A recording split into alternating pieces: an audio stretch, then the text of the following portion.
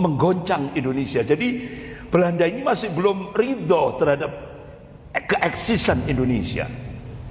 Sehingga ketika kasus komunis ini muncul kembali, Belanda memanfaatkan situasi itu.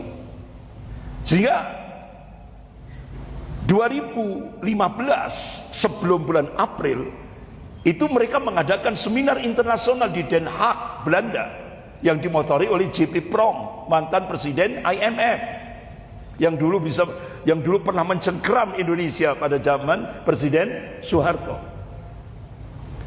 Jadi ternyata Indonesia ditekan oleh J.P. Prom. Setelah itu Pak Tejo jujur ngomong di hadapan saya, karena satu meja berdua, Ustaz, di samping kami ditekan oleh Belanda lewat mantan presiden IMF J.P. Prom, kami juga ditekan oleh Luhut Binsar Panjaitan, karena hakikatnya beliau itu the real presiden yang real, bukan Pak Jokowi. Jadi sebenarnya yang mengendalikan itu Luhut Binsar Panjaitan, itu beliau ditekan. Nah, akhirnya saya baru dapat info dari Profesor Salim Said, guru besar ilmu politik dan militer Universitas Indonesia. Ternyata Luhut Binsar Panjaitan itu pamannya tokoh PKI. Jadi pamannya itu tokoh PKI.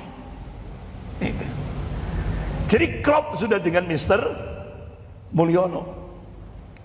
Inilah hasil pertemuan saya tanggal 17 April 2025 di Jakarta. Alhamdulillah, itu kesempatan emas bagi saya. Ya qadarullah, Mayor Jenderal Sunarko ini dia keluar dari meja itu, jadi beranjak ke nyambut temannya. Kemudian Pak Slamet Subianto juga menyambut temannya. Jadi saya tinggal berdua. Itu benar-benar itu pertanyaan yang saya tunggu-tunggu itu. Bertahun-tahun saya mau menanyakan kepada siapa. Ternyata alhamdulillah langsung kepada Menko Polhukam pada masa itu, yaitu Laksamana Jenderal Tejo. Karena beliau menjadi Menko Polhukam sejak 2014, sejak Pak Jokowi jadi presiden. Itu. Alhamdulillah terbongkar sudah. Jadi dengan munculnya, disahkannya rancangan undang-undang KKR, Komisi Kebenaran dan Rekonsiliasi, kemudian akhirnya Menko Polhukamnya diganti Pak Mahfud MD, itu digunakan oleh Presiden Jokowi untuk langsung mengungkap tentang pelanggaran HAM. Muncullah keputusan Presiden nomor 17, sehingga akhirnya sejarah dirubah. Nah, itulah yang terjadi. Bapak-bapak, ibu-ibu yang dimuliakan Allah. Jadi benar-benar ketika Indonesia dicengkram oleh Cina ini, benar-benar implikasinya ipolisosbud hankam. Ini implikasinya sudah terjadi, dan ini real di lapangan. Belum lagi ketika Indonesia mendapat syarat yang harus dilaksanakan, yaitu ketika Indonesia mendapatkan bantuan hutang tahap pertama dari Cina 647 triliun. Itu Wakil Perdana Menteri Cina Liu Yangdong hari Rabu 27 Mei 2015 di Auditorium FISIP Universitas Indonesia, beliau menyampaikan syarat yang pertama yang harus dilakukan oleh Indonesia, Bapak Prabowo Subianto, beliau sudah mengamati betul kalau beliau tidak melakukan operasi intelijen Sandi Yuda, beliau tidak masuk ke dalam, habis sudah Indonesia.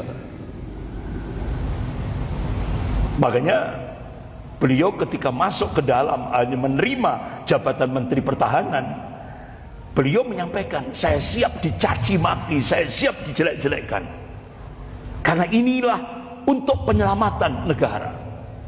Karena komunis itu sudah mencengkeram Indonesia dan semua lini. Itu.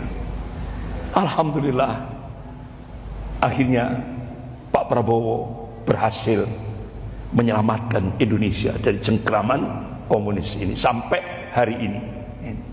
Cuma kita itu harus sabarnya harus kuat, Pak. Jadi kadang-kadang nggak sabaran ini. Jadi Pak Prabowo ini masih melaksanakan operasi intelijen Sandi Yuda. Ya kan? Tujuannya apa? Beliau ingin, kenapa beliau masuk ke dalam? Itu karena beliau ingin mengetahui rencana strateginya, roadmapnya, peta jalannya, formasi kekuatannya. Itu tujuannya. Tapi kan kita ini kadang-kadang gagal paham. Ya, ya. Ini beliau makanya lihat Pak Prabowo nanti jangan sebulan 2 bulan, lihat setahun 2 tahun. Insya Allah Pak Prabowo akan menampakkan Prabowo yang asli. Innalhamdulillah nahmaduhu wa nasta'inuhu wa nastaghfiruh wa na'udzu billahi min syururi anfusina wa min sayyiati a'malina. May yahdihillahu fala mudilla lahu wa may yudlil fala hadiya lahu. Asyhadu an la ilaha illallah wahdahu la syarika lah wa asyhadu anna Muhammadan abduhu wa rasuluh. Ya ayyuhalladzina amanu taqullaha haqqa tuqatih wa la tamutunna illa wa antum muslimun. Ya ayyuhan nasu taqu rabbakum alladzi khalaqakum min nafsin wahidah wa khalaqa minha zawjaha wa batha minhuma rijalan katsiran wa nisaa'a. Wattaqullaha alladzi tasaaluna bihi wal arham innallaha kana 'alaikum raqiba. Ya ayyuhalladzina amanu taqullaha wa qulu qawlan sadida yuslih lakum a'malakum wa yaghfir lakum dhunubakum wa may yuti'illaha wa rasulahu faqad faza fawzan 'azima. Amma ba'd.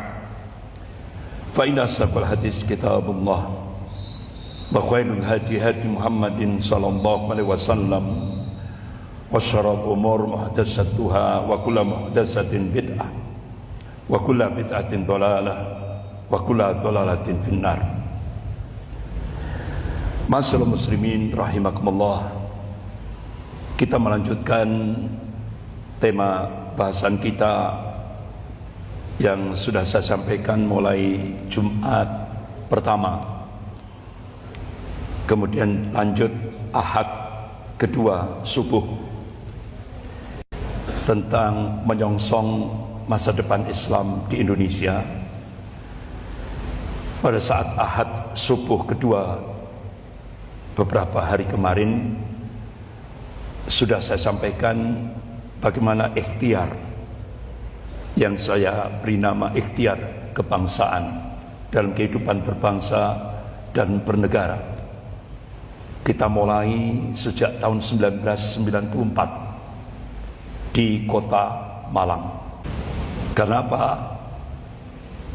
Indonesia ini pilar kekuatannya itu ada 2, TNI dan umat Islam. Ketika TNI dan umat Islam bersinergi, insya Allah banyak problem-problem kebangsaan bisa kita selesaikan. Alhamdulillah, Ahad kedua subuh sudah saya sampaikan begitu panjang lebar tentang ikhtiar kebangsaan. Sampai malam hari ini saat saya dipanggil oleh mantan Panglima TNI, yaitu Bapak Jenderal Purnawirawan Gatot Nurmantyo. Jadi saat beliau menjabat sebagai Panglima TNI, beliau memberikan statement, benteng terakhir negara kesatuan Republik Indonesia ini adalah umat Islam. Itu yang beliau sampaikan. Saat saya dipanggil oleh beliau di sebuah hotel di Surabaya, saya mendapatkan paparan tentang kondisi Indonesia kekinian. sebagaimana yang paling sangat memprihatinkan, memang saya sudah diwanti-wanti oleh beliau, Ustadz, bahkan berkasnya sampai sekarang saya simpan rapi. Ustadz, kami mau minta jangan disampaikan di depan umat itu hal yang rinci, karena itu rahasia negara. Sampaikan saja yang global. Ini. Jadi bapak-bapak, ibu-ibu yang dimuliakan Allah, saat saya di sebuah hotel di Surabaya itu, ini yang global saja. Saat Indonesia sudah berubah kiblat ke Cina, pada saat itu tahun 2014, Presiden Jokowi menandatangani government to government Indonesia dan Cina. Otomatis implikasinya I-Polisosbud Hankam itu sudah menjadi fakta empiris. Sampai puncaknya yang kita saksikan, muncullah keputusan presiden, ini yang global-global saja. Keputusan Presiden Jokowi nomor 17, di mana sejarah PKI dirubah oleh Presiden Jokowi. Padahal fakta yang kita saksikan selama ini, PKI itu adalah pelaku pemberontakan G30S PKI. Akan tapi Presiden Jokowi mengeluarkan keputusan Presiden nomor 17. PKI bukan lagi pelaku